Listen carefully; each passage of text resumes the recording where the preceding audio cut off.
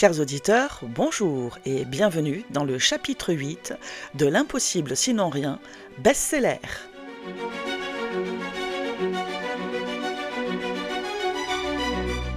Maintenant, c'est moi qui panique. Mon challenge me revient dans la figure avec la force d'un boomerang.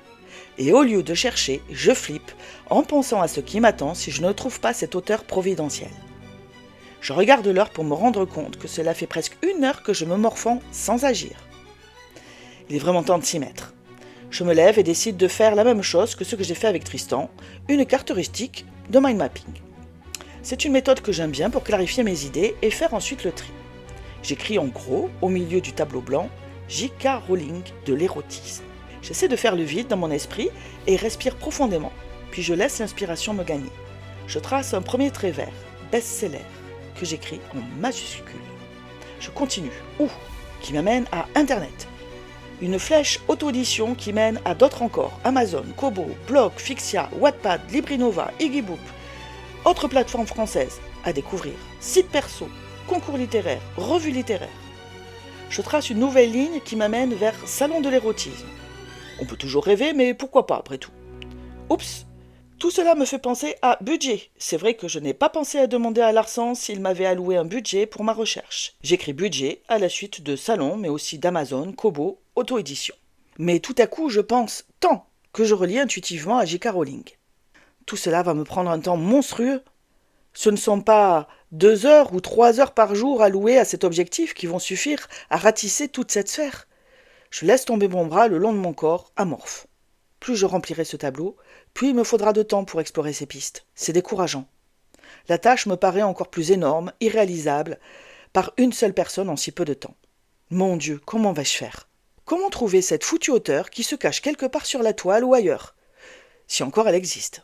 Et comment saurais-je que je tiens un succès en main ? Est-ce que les éditeurs de L. James avaient conscience de ce dont ils faisaient l'acquisition quand ils lui ont proposé un contrat d'édition ? Est-ce que l'on peut savoir à l'avance ce qui deviendra un best-seller ? Bien sûr, lorsqu'on édite un Musso ou un Lévy, on sait d'avance qu'on peut compter sur un certain tirage minimal. Mais qu'en est-il d'un auteur inconnu, qui plus est dans un genre encore très controversé qui cherche ses lettres de noblesse ? Mon bras retrouve le chemin du tableau et j'écris L. James, puis recette du succès, point d'interrogation, et encore comment saurais-je ? J'aimerais bien la connaître, cette recette. Si je la trouvais, je pourrais me l'appliquer à moi-même et améliorer mon bouquin qui semble avoir du potentiel, mais pas assez pour que la perspective de le perdre ait traumatisé Fabien Darmois. Je trace une flèche et écris « moi » en bas à droite. Je cligne des yeux en regardant ce que j'ai écrit. Je pense à la réflexion de Tristan sur le fait que je me censure. Après tout, même si j'échoue lamentablement, je pourrais peut-être en profiter pour améliorer mon art. En contemplant la carte, je sens une idée poindre le bout de son nez. Je suis à 2 doigts de l'attraper, mais pour le moment, elle reste à l'orée de ma conscience. Mon ventre se tord d'excitation et d'anticipation. Signe incontestable chez moi que je suis sur le point d'avoir une idée géniale qui continue à jouer à cache-cache avec moi. C'est énervant. Je reste planté devant l'écran blanc de mon subconscient qui me refuse l'accès alors que mon stylo a la bougeotte dans ma main. Je finis par l'expédier à l'autre bout de la salle tellement je suis nerveuse. À regret, je lâche l'examen vorace de mon tableau blanc et me mets à 4 pattes pour aller le récupérer sous la table où il est parti se cacher. Je mets la main dessus au moment où la porte s'ouvre violemment. Merde, où est-elle ? Larsan vient de rentrer dans la pièce comme un ouragan, pressé de réduire le monde en poussière et débris. Je retiens ma respiration 1 seconde et suis vraiment tenté de rester caché sous mon abri impromptu. Elle, c'est moi ? Je demande, crapahutant sous la table à sa rencontre alors que je vois ses pieds se rapprocher de mon tableau. Nom de Dieu ! Mais qu'est-ce que vous faites ? Lance-t-il en montrant le tableau alors que j'émerge à sa vue entre 2 chaises. C'est une mind map. C'est une technique de brainstorming, dis-je coincé sous la table. Je ne sais trop quoi faire. Il reste planté à 50 cm de la table, ce qui ne me laisse pas de place pour sortir de mon trou sans risquer de le toucher en me relevant. Ce serait certainement des plus gênants pour moi comme pour lui. Je le vois soudain se retourner et prendre la brosse. « Non !» Je jaillis de sous la table comme un diable sort de sa boîte et me relève en un instant en m'agrippant à tout ce que je peux. Le bas de son pantalon, sa ceinture, sa main que je retiens in extremis au moment où il allait commencer à effacer mes pensées. Et nous restons là, figés dans l'espace, collés l'un à l'autre, le bras en l'air, suspendus dans l'instant. J'ai le temps de noter sa stupéfaction, qui ne doit rien avoir à envier à la mienne, La chaleur de son corps que j'ai l'impression d'aspirer pour m'en faire un manteau confortable et moelleux, son parfum musqué qui m'émoustille l'essence, et la puissance de ce bras musclé qui soutient mon assaut. Le bras accepte de rendre les armes, mais son regard vient vriller le mien pour me le faire baisser. Le rouge me vient aux joues. Je dois irradier comme une centrale nucléaire quand je recule d'un pas pour remettre une distance décente entre nous deux. Excusez-moi. Mademoiselle Robert, y a-t-il une subtilité que vous n'auriez pas compris dans le concept projet secret ? Eh bien, justement, je me suis éloignée dans une salle de réunion pour être tranquille. Et vous avez pensé que n'importe qui pourrait rentrer et voir ça ? Il se retourne en me montrant le tableau. La J.K. Rowling de la littérature érotique, dit-il avec emphase. Il lève les yeux au ciel pour me prendre à témoin de l'incurie de sa collaboratrice pendant que moi-même, je me tortille devant lui avec une grimace qui indique clairement que non, je n'y avais pas pensé. Un peu trop de pression peut-être. Parfois cela peut faire aux gens des choses stupides. Je suis vraiment la reine des gaffes. Je suis désolée, dis-je contrite. Je contemple mon œuvre une dernière fois et tends la main pour qu'il me rende la brosse. Si quelqu'un doit effacer, je préfère que cela soit moi. Il me regarde un instant, l'air de ne pas comprendre, puis s'apprête à me la donner quand il suspend son geste. Attendez, prenez-en une photo avec votre portable si vous en avez vraiment besoin. Je récupère mon smartphone sur la table et prends la photo. Ce sera en effet mieux que rien. Je récupère la brosse qu'il a reposée sur le rebord du tableau, mais il m'arrête d'un geste. Je fronce ses sourcils, étonné, mais il ne me voit pas. Il reste les yeux rivés sur ma carte. Postez-vous derrière la porte, dit-il, l'air pensif, pendant qu'il suit des yeux les méandres bizarroïdes de ma pensée. Je fais comme demandé et l'observe en silence. J'ai froid, soudain, et frissonne. Je me demande vaguement ce qu'il m'arrive. Il ne fait pas froid dans les bureaux. Je dirais même qu'avant qu'il arrive, la température était idéale. Sauf qu'elle ne l'est plus. Je réalise brusquement ce qui a changé. Je ne suis plus enveloppé par sa chaleur douillette. Je suis saisi par l'horreur de cette pensée errante et malséante. Ça ne va pas la tête ? Allô, la Terre ? Pourquoi avez-vous écrit « moi » ici ? Me demande-t-il soudain. Je sursaute. J'essaie de retracer le cheminement de ma pensée et réalise que je ne peux pas lui dire que si je trouve la recette, cela m'aidera à devenir un meilleur écrivain, que je ne suis bien sûr pas censé être. Je ne sais pas. Moi, pour instinct peut-être. C'est venu comme ça. Enfin, à mon avis, je ferai plutôt confiance à la recherche de la recette du succès qu'à votre instinct. Je ne veux pas vous vexer, mais vous n'êtes pas vraiment une littéraire, pas plus qu'une éditrice d'ailleurs. Laissez l'instinct à mes directeurs de collection et au comité de lecture. Ils jettent un coup d'œil dans ma direction comme pour vérifier que je ne prends pas mal ce qu'il vient de me dire. Même les éditeurs chevronnés ratent parfois des pépites, vous savez, dis-je mollement. Je ne veux pas me défendre de la vérité, mais tout de même, j'ai ma fierté. Ma répartie facile lui arrache un sourire qu'il retient aussitôt.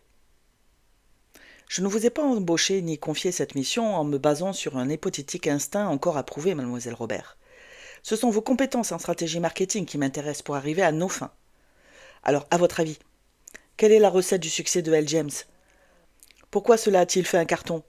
Ce n'est tout de même pas la première fois qu'on parle de sadomasochisme dans un bouquin, et les livres pornos sentimentaux existaient bien avant, me semble-t-il. Des pornos, oui, mais écrits par des hommes, sur le ton de l'humour ou de la violence en règle générale. Là, il s'agit de romance, et si les éditeurs tels que Harlequin avaient lancé depuis bien longtemps des versions plus épicées de leurs bleuettes de gare, on est loin des scènes explicites de 50 Shades. Loin aussi du politiquement correct concernant ce que l'on attend généralement entre deux personnages quand ils enlèvent leurs vêtements. Je m'appuie contre la table, croise les bras sur ma poitrine et perds mon regard dans mon tableau rempli de tas de blancs encore. Je note à peine que Larsan se déplace pour faire la même chose que moi. Je ne le réalise qu'en entendant sa voix juste à côté de moi pour me poser la question. Alors, à votre avis, c'est quoi la recette de son succès ? Le fait que ce soit une femme qui écrive pour d'autres femmes ? Oui, bien sûr, mais ce n'est que l'une des raisons. N'oubliez pas que beaucoup d'hommes l'ont lu aussi. Il y a de tas de raisons périphériques qui rentrent en ligne de compte et qui ont étayé son succès. Je crois qu'il faut s'extraire du sujet lui-même pour regarder de plus haut. Qu'est-ce qui a fait le succès de Harry Potter, à votre avis ? Larsan éclate de rire. Excusez-moi, j'ai du mal à vous suivre. Jouez le jeu ou partez, dis-je d'une voix lointaine, le regard hypnotisé par mon écran blanc sur lequel je vois se profiler une vérité que je n'avais pas vue. J'y suis presque. Elle fait référence à tous nos plus grands mythes, dit-il.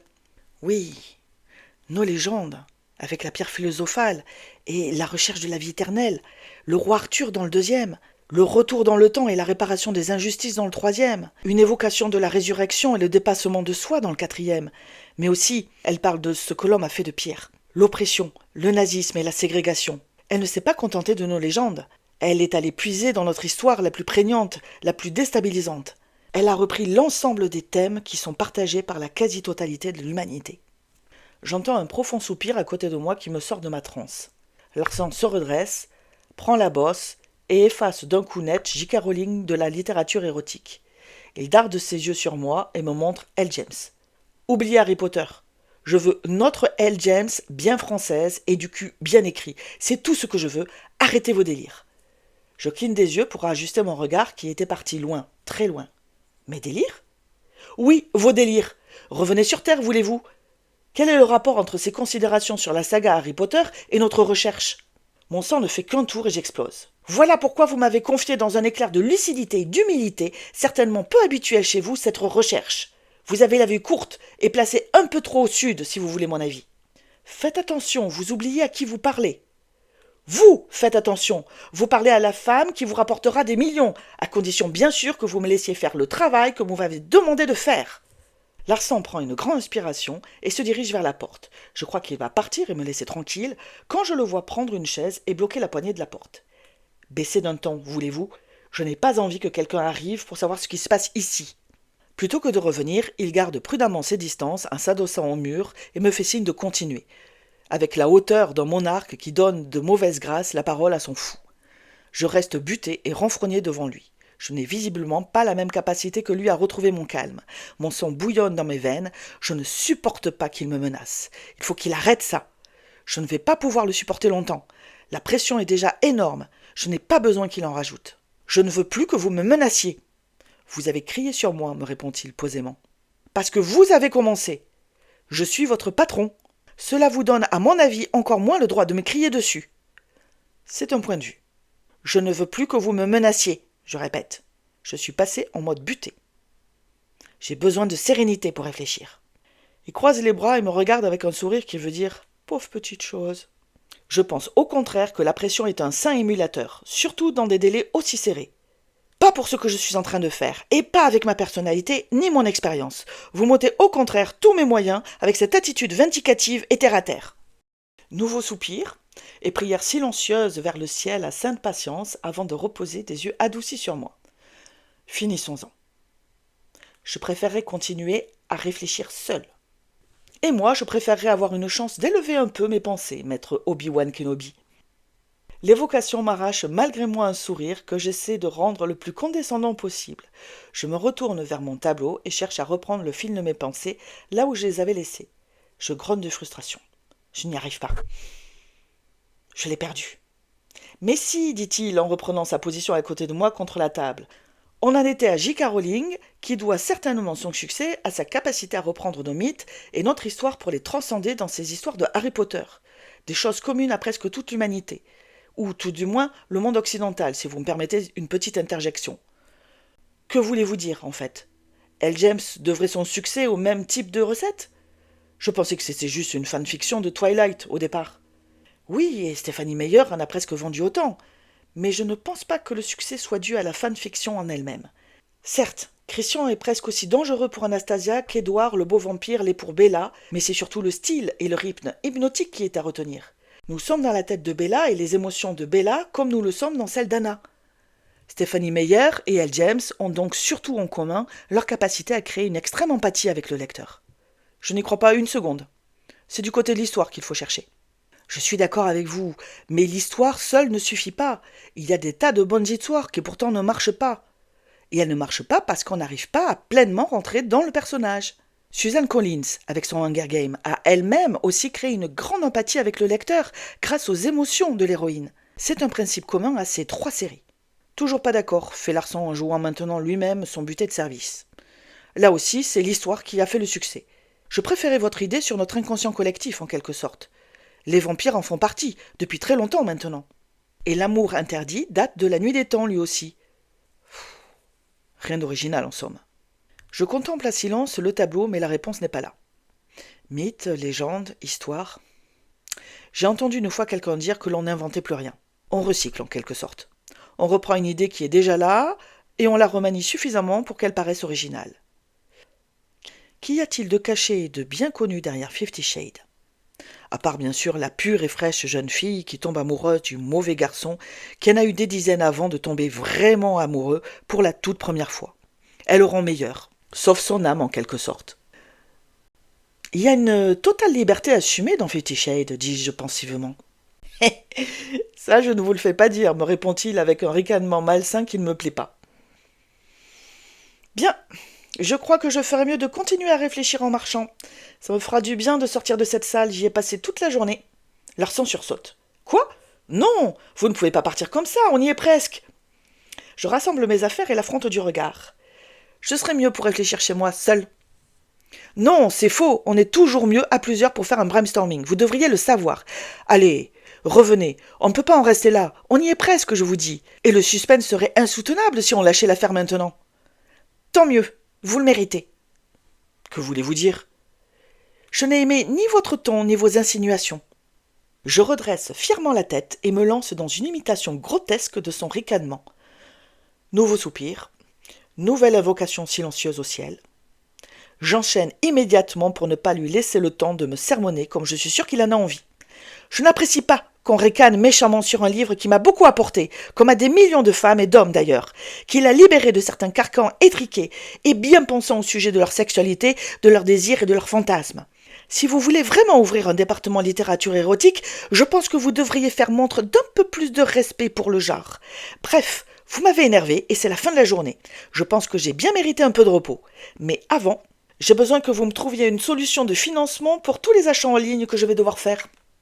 Pétasse pédante.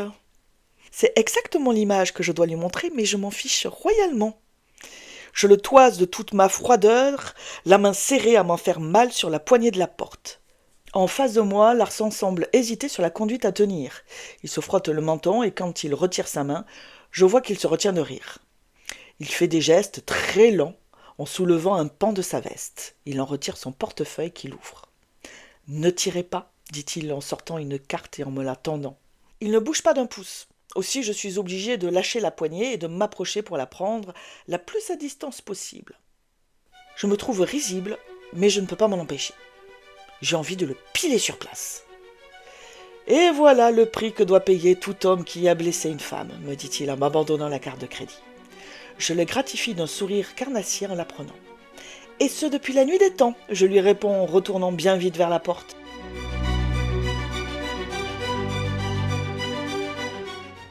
C'est tout pour aujourd'hui. Bientôt le chapitre 9. Mais d'ici là, si l'impatience est trop grande, n'hésitez pas à aller sur le site de Amazon où vous pouvez acheter la version livre e-book ou livre papier de L'impossible sinon rien, tome 1, best-seller. À bientôt!